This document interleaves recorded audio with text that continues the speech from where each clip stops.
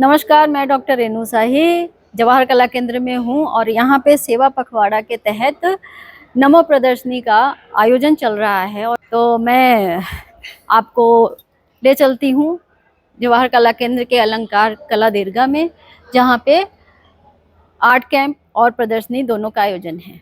नमस्कार नीलू जी, आप इस कार्यक्रम के संयोजक हैं। जी हाँ। तो आपसे पूछना चाहते हैं कि यहाँ पे बहुत सारे विकास कार्यक्रम के पोस्टर लगे हुए हैं और चित्र भी बन रहे हैं, लेकिन कुछ लोगों की आंखों में विकास दिखाई नहीं देता, इसका क्या कारण है, आप बताइए।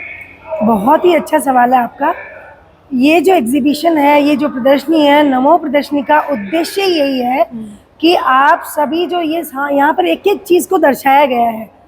अभी देखिए, प्रत्यक्ष को प्रमाण की जरूरत नहीं होती है, लेकिन फिर भी ये उन्हीं लोगों के लिए है, ये उन्हीं नकारात्मक जिनकी सोच है उनके लिए ही एग्जीबिशन है कि आप यहाँ आकर के देखें और जानें कि कितनी सारी चीजें यहाँ पर हमारे मोदी जी, हमारे यशस्वी प्रधानमंत्री जी ने इतने सारे उन्होंने नवाचार किए। और आज हमारे देश में ही नहीं बल्कि पूरे विश्व में भारत का नाम आज हर एक वहाँ का राष्ट्र का जो नेता है वो बहुत सम्मान के साथ सम्मान के। तो ये जीता जागता उदाहरण है, ये एक जागरूकता है, ये एक चेतनता है कि आप सभी आकर के देखें। हम लोगों का 17 सितंबर से यही प्रयास रहा है कि सभी, चाहे युवा से लेकर बच्चे से लेकर बड़े तक, सभी लोग यहाँ आए और आकर के यहाँ पर इनके जितने भी नवाचार हुए हैं उनको अच्छे से डिस्क्राइब किया गया है, ताकि उनके अगर दिमाग में कोई भी डाउट है, कैसा भी क्वेश्चन है, तो उन सबके यहाँ पर उदाहरण दिए गए हैं, आप देखें और इनको जानें।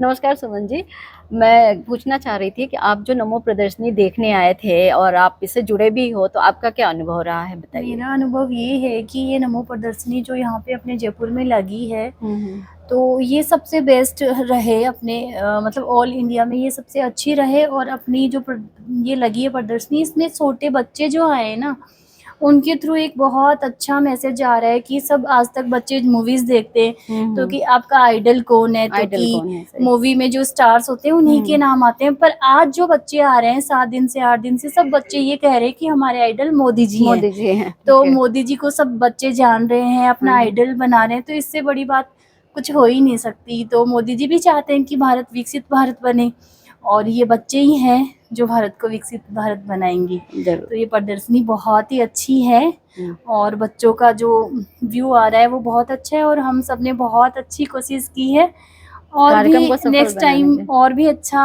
रहे, इसके लिए हम पूरी कोशिश करेंगे। जरूर, धन्यवाद। नमस्कार, मैं एक शख्स से आपसे मिला रही हूँ जो यहाँ पे से नमो प्रदर्शनी में उपस्थित हैं, और वो प्रदर्शनी का क्या अनुभव रहा है उनका, उसके बारे में इनसे जानते हैं। आप सबसे पहले अपना परिचय दीजिए और इस प्रदर्शनी का अनुभव बताइए। ऐसा है, मेरा नाम सुषमा पारिक है, मैं राजस्थान उच्च न्यायालय में वकालत करती हूँ।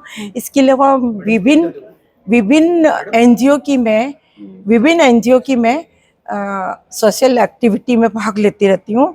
और यहाँ नमो जो प्रदर्शनी है हमारे नरेंद्र मोदी जी के जन्म उत्सव पर 17 से 25 सितंबर तक ये प्रदर्शनी लगी हुई है, और हजारों की संख्या में बच्चे आके देख रहे हैं, वृद्ध लोग आ रहे हैं, घरेलू महिलाएं आ रही है, कामकाजी महिलाएं भी आई है, और हजारों की संख्या में वकील आए हैं।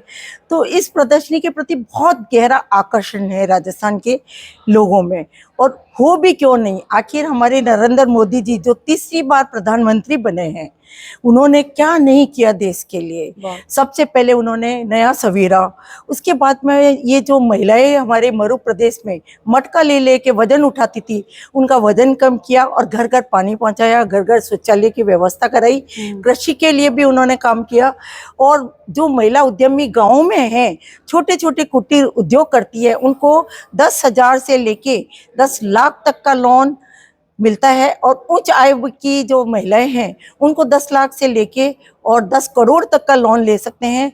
तो मोदी जी केवल एक ही वर्ग के लिए नहीं सोचते, वो सभी वर्गों के लिए सोचते हैं।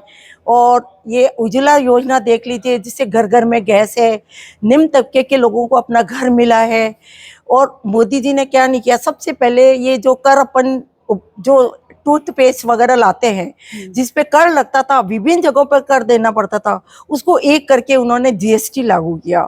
जीएसटी 2017 में की और अभी लेटेस्ट जो जीएसटी है वो उन्होंने 18 से घटाकर 5 कर दी है और जिन वस्तुओं पर सेवा कर 5% लगता है वो नील कर दिया है, 0 कर दिया है। तो इसके लिए मोदी जी का बहुत आभार व्यक्त करते हैं। इससे छोटे वर्ग से लेके बड़े तक में उद्यमियों को, मतलब ग्राहकों से लेके उद्यम जो कर रहे हैं, व्यापार कर रहे हैं, उन सबको राहत मिली है और ऐसा प्रधानमंत्री बार बार बने और देश का विकास करता रहे और हम उनकी दीर्घायु की कामना करते हैं। जरूर। धन्यवाद। धन्यवाद। तो दोस्तों, इसी तरह की लेटेस्ट अपडेट्स पाने के लिए आप हमारे YouTube चैनल को सब्सक्राइब करें A1 राजस्थानी। और इसके अलावा आप हमें Facebook पे भी सर्च कर सकते हैं राजस्थानी, करें A1 राजस्थानी। वहां जाकर आप हमारे पेज को लाइक कर सकते हैं और वीडियो को शेयर करना ना भूलें।